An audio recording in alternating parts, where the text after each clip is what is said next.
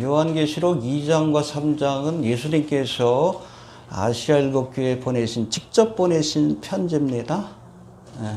우리가 바울의 서신과 일반 서신은 사도 혹은 사도의 권위를 가진 사람들이 교회 혹은 개인에게 보낸 그런 편지라면, 요한계시록 2장과 3장은 예수님께서 직접 보내신 편지예요. 뭐가 더 중요합니까? 이게 더 중요해요. 이게 더 중요한 말씀입니다. 알겠습니까? 여러분 성경 어떨지 모르지만은 우리가 성경 가운데 예수님께서 직접 주신 말씀은 뭐로 표시되어 있어요?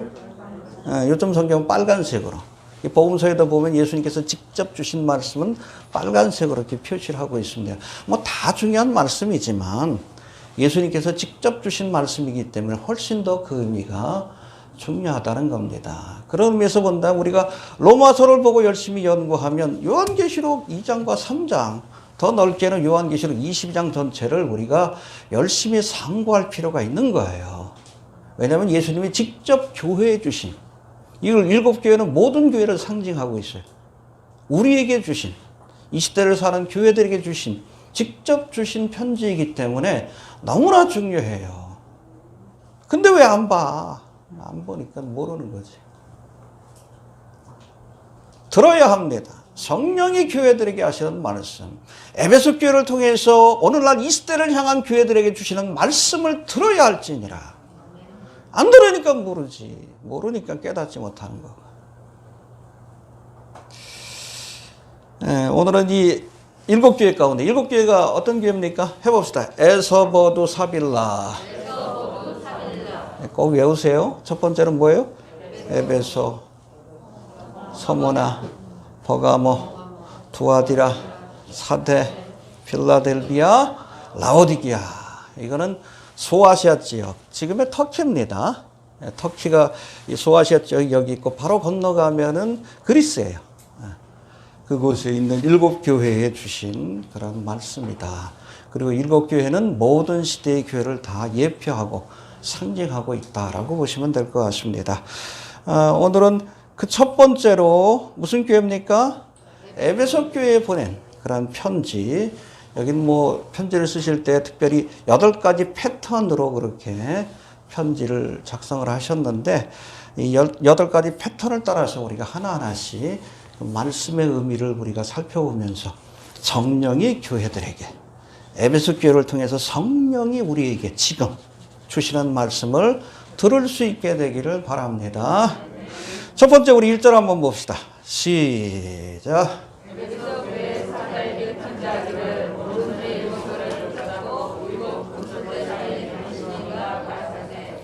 누구에게 편지한 거예요? 에베소 교회. 조금 더 구체적으로 하면 에베소 교회의 사자들에게, 사자들이 아니라 사자에게. 알겠습니까? 이 사자라고 번역된 헬라어가 앙겔리온이라고 돼 있는데, 앙겔리오이라고 돼 있는데, 이걸 영어로 하면 엔젤 혹은 메신저예요. 그래서 어떤 사람은 이것이 7교회 하나님이 보내신 천사다라고 해석하지만, 그런 해석보다는 메신저, 그 세례 요한도 메신저, 앙겔리오로 이렇게 표현되고 있어요.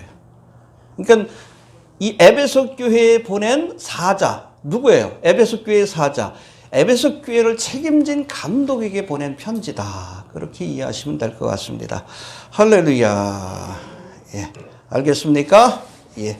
에베소 교회에 보낸 편지를 교회를 책임진 사자, 감독의 이름으로 보낸 것은 왜 그럴까요? 교회의 지도자가, 교회를 책임진 여러분 감독과 목사가 교회의 문제를 가장 잘 알고 있어야 된다는 거예요.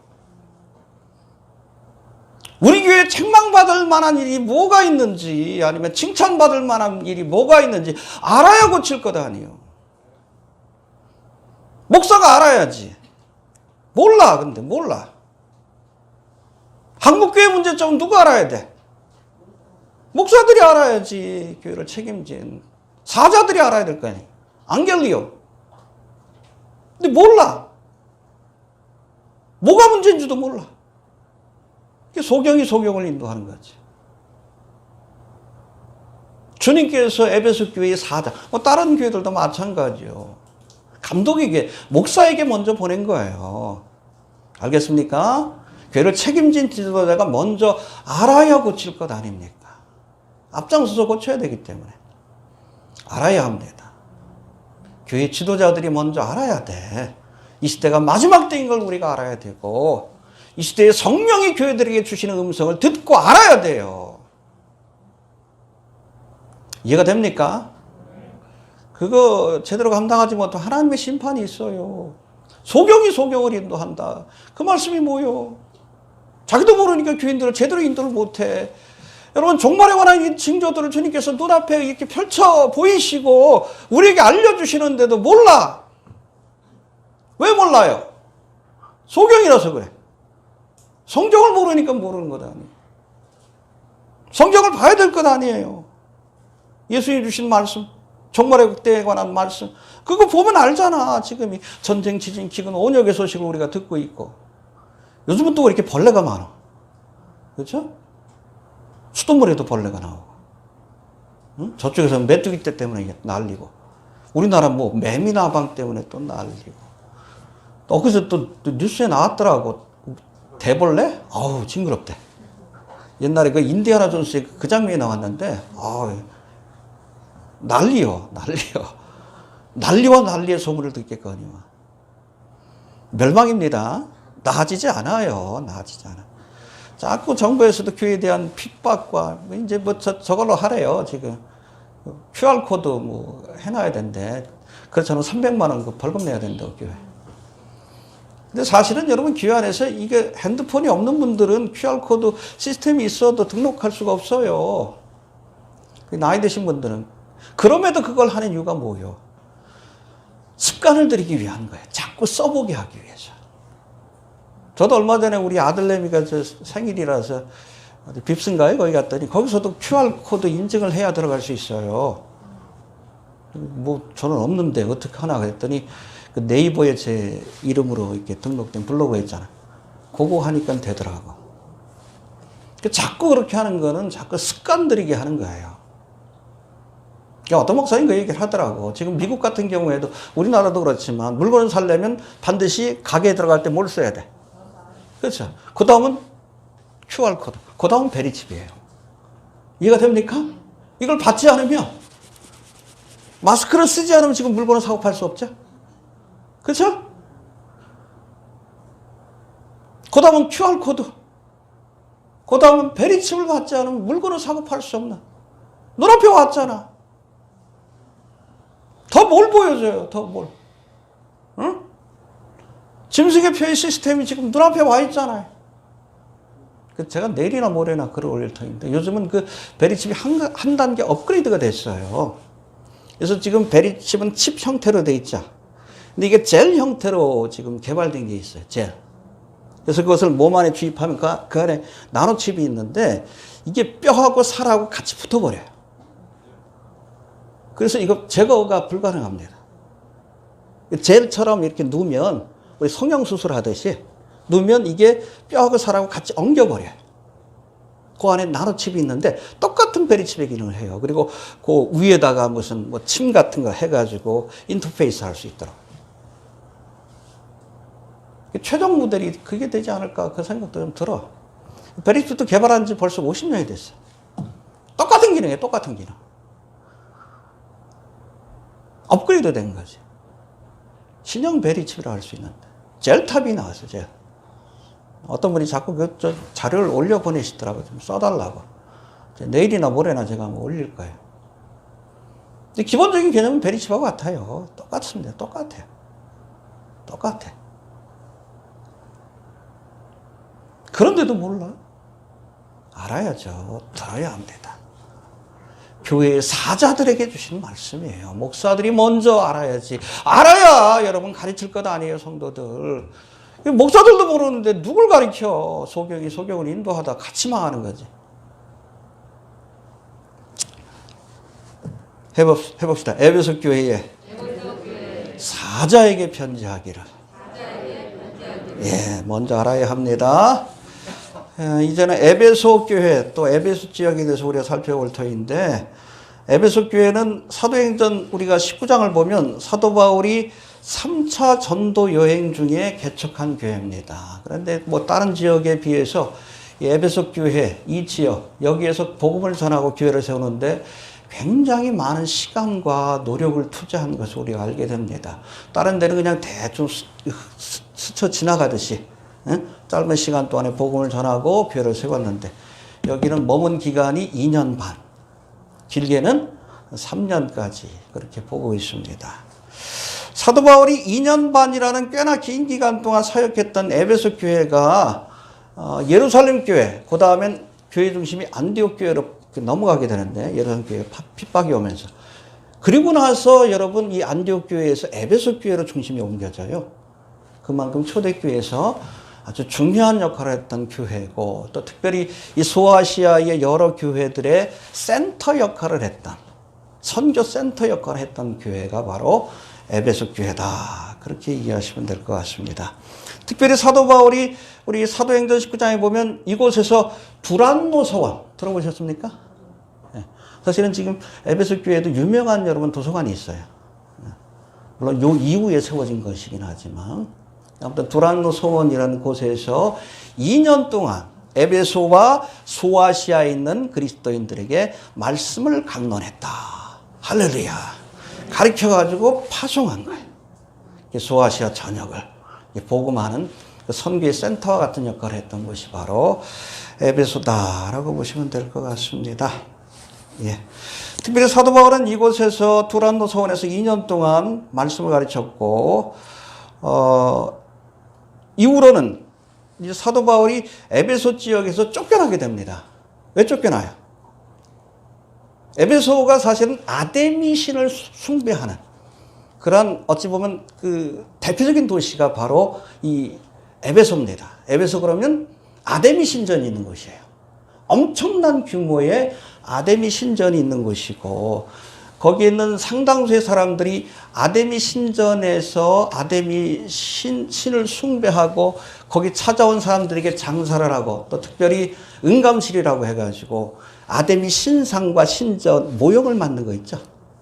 그거를 팔아가지고 상당한 이익을 얻었는데 그런데 사도 바울이 복음을 전하다 보니까 사람들이 그걸 안 사. 왜? 우상이니까. 그래서 그 데메드리오라고 하는 그 은색 장인, 아데미 은감실을 만들어 팔던 사람이 소동을 일으켜가지고 이 에베소는 아데미 신을 섬기는 그러한 도시인데 저 바울 때문에 우리가 이렇게 아데미의 이름이 이렇게 모욕을 당하고 있다. 결국엔 쫓겨나게 돼요. 이렇게 에베소에서의 한 3년간의 사역을 마치고 가면서 이 사도 바울이 누구에게 이 에베소 교회를 맡깁니까? 믿음의 아들인 디모데에게. 이해가 됩니까? 그러니까 사도 바울이 개척을 했어요. 그리고 사도 바울이 사역을 마치고 가면서 누구에게? 첫 번째 감독이 디모데예요. 그리고 이후에는 사도 요한이 이곳에 두 번째 감독으로 찾아와서 죽을 때까지 이곳에서 사역을 했던 것으로 그렇게 알려지고 있습니다. 해봅시다. 바울이 개척하고 디모데가 첫 번째 감독이 되고 사도 요한이 두 번째 감독이 되었다. 그만큼 중요한 것이에요. 알겠습니까? 디모데 이후에는 사도 요한이 에베소 교회 2대 감독으로 와서 사역을 하다가 여기서 생을 마친 것으로 그렇게 알려지고 있습니다. 그래서 거기에 보면 지금도 터키 지역, 에베소 지역에 가면 여기 사도 요한의 무덤이 있고 또 사도 요한의 무덤과 함께 또 다른 사람의 무덤이 있어요. 중요한 사람. 누굴까? 사도 요한이 어머니처럼 섬겼다. 마리아의 무덤이 거기 있어요. 이해가 됩니까? 예수님께서 십자가에서 돌아가실 때 뭐라 그랬어? 사도 요한에게. 야, 나를 봐라. 마리아를 봐라. 이제부터 네 어머니다. 사도 요한이 그쪽으로 이제 사역을 하기 위해서 갈 때 예수의 어머니 마리아를 함께 모시고 갔는데 그곳에서 살다가 마리아가 생을 마감한 것으로 그렇게 알려지고 있습니다. 그래서 지금도 가보면은 뭐 마리아가 거했던 그 거처다 또 무덤이 그곳에 있습니다. 굉장히 중요한 곳이에요. 알겠습니까? 또 아무튼 이곳에서 감독을 하고 있을 때에 이 도미티안 황제가 사도 요한을, 이 도미티안 황제 그러면 네로 다음으로 기독교에 대한 박해를 아주 강하게 밀어붙였던 황제인데, 이 도미티안 황제가 이제 나머지 사도들은 다 죽었어. 누구만 남았어? 사도 요한밖에 안 남았어. 90이 가까이 된 이 사도 요한을 로마로 호송을 한 거예요. 에베소에서 로마로 호송을 해가지고 그냥 죽이는 것이 아니라 콜로세움 원형 경기장에 세워놓고 한가운데다 사람들이 확 모인 자리에서 기름가마를 거기다 만들어놨어요. 펄펄 끓는 기름에다 사도 요한을 던졌는데 안 죽어. 복음을 전했다 그랬어요. 그 사건을 보고 수많은 로마 사람들이 예수를 믿는 거예요. 도미티안도 놀란 거예요. 이 터툴리안의 순교사에 나오는 이야기입니다. 그냥 놔두면 안 되잖아. 그래서 할 수 없이 에베소 바로 앞에 있는 사람들이 거의 살지 않는, 그러니까 사람들로부터 격리시킬 수밖에 없는 거예요. 그냥 놔뒀다가 로마가 전체가 다 복음화 될까 봐. 기름가마에서 복음 전했어요. 해하질 못한 거예요. 사드랑 메삭 아벳느고처럼. 그러니까 할 수 없이 너무 놀랬겠죠, 도미티안도. 그러니까 사람이 없는 곳에다 유배를 보낸 거예요. 그게 반모섬이에요. 거기서 여러분 요한계시록의 말씀을 받은 거고. 죽이려고 했는데 못 죽인 거예요. 이게 터툴리안의 순교사에 나옵니다. 이해가 됩니까? 예. 아무튼 이곳에서 유배 생활이 끝난 뒤에, 그러니까 95년도에 계시록의 말씀을 받았고 96년도에 도미티안이 죽어요. 죽고 나니까 다시금 에베소로 돌아와서 그곳에서 사역을 마치고 이 에베소에서 생애를 마친 것으로 그렇게 알려지고 있습니다. 항구 도시예요. 굉장히 번영한 도시입니다. 알겠습니까? 신약 성경 가운데 사도 바울이 쓴 에베소서가 바로 이 교회에 보낸 편지고, 또 로마의 감옥에 있을 때에 옥중서신이라고 해서 디모데 전후서를 보내죠. 그게 바로 에베소에서 감독으로 있던 디모데에게 보낸 편지입니다.